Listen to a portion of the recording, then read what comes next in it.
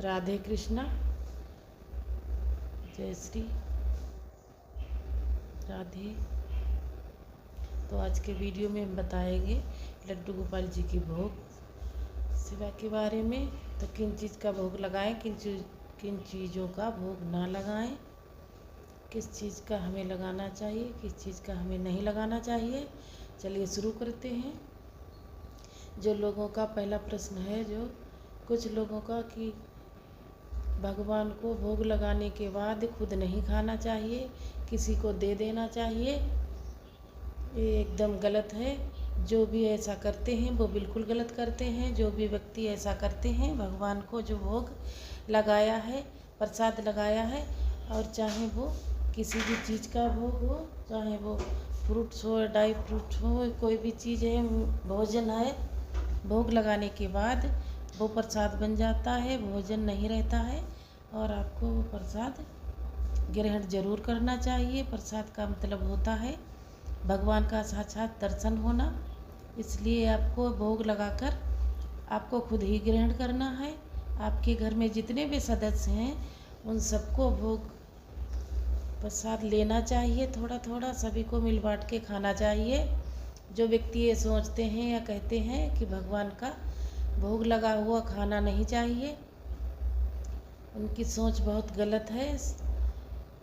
शास्त्रों में ऐसा विधान नहीं लिखा हुआ है, कहीं नहीं लिखा हुआ है। भगवान को भोग लगाने के बाद आप ग्रहण नहीं कर सकते हैं, आपको खुद ही ग्रहण करना होता है। घर के सदस्यों को भोग स्वीकार करना चाहिए। दूसरा प्रश्न है कि क्या गुरुवार के दिन केले का भोग लगा सकते हैं? गुरुवार वाले दिन बनाना का भोग लगा सकते हैं। हमारे ठाकुर जी हैं, विष्णु भगवान का अवतार हैं। जो लोग इस बार बृहस्पतिवार का व्रत रखते हैं, केले की पूजा करते हैं, केले का ही फल चढ़ाते हैं, उन लोगों को केले का खाना मना ही होता है। गुरुवार का व्रत नहीं रखते हैं तो केले का भोग लगा सकते हैं। तीसरा प्रश्न है कि क्या भगवान को जीरे टमाटर का तड़का लगाकर भोग लगा सकते हैं?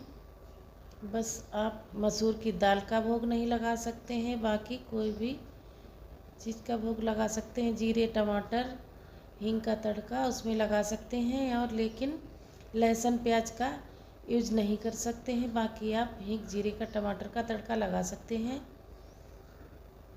चौथा प्रश्न है, क्या तुलसी माला अपने लड्डू गोपाल जी को पहना सकते हैं? आप अपने लाला को तुलसी की माला अवश्य पहना सकते हैं। अगर आप कहीं जा रहे हैं तो तुलसी पत्र नहीं मिल पा रहे हैं तो तुलसी माला को स्पर्श करके भोग लगा सकते हैं लड्डू गोपाल जी को। आप लड्डू गोपाल को अपने तुलसी का माला ज़रूर पहना सकते हैं, खुद भी धारण कर सकते हैं। पांचवा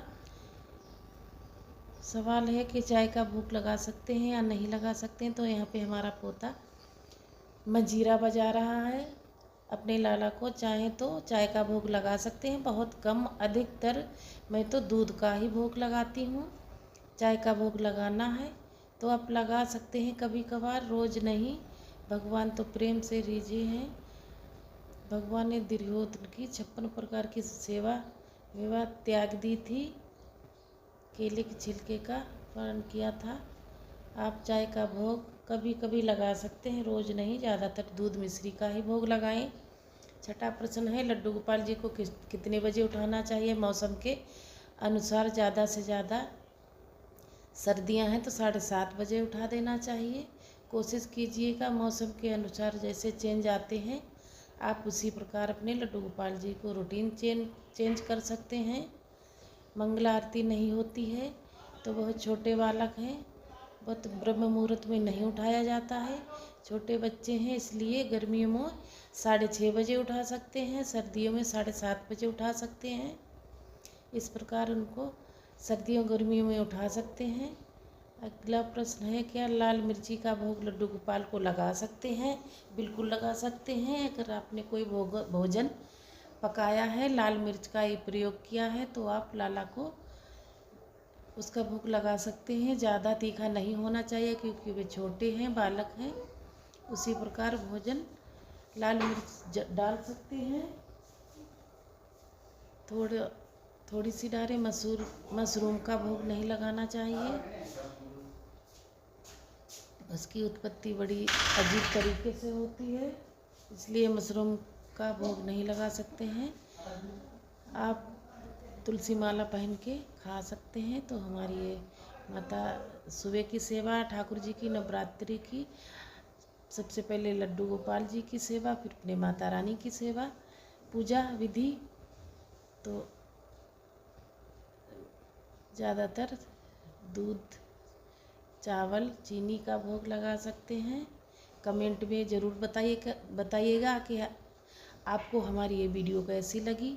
अच्छी लगी हो तो लाइक, कमेंट, शेयर ज़रूर से करें। तो हमारी माता रानी की हम सेवा करते हैं नवरात्रि के दिनों में। नवरात्रे चल रहे हैं तो ठाकुर जी की सेवा, फिर माता रानी की सेवा। मिलती हूँ किसी और अगली वीडियो में, तब तक के लिए राधे राधे।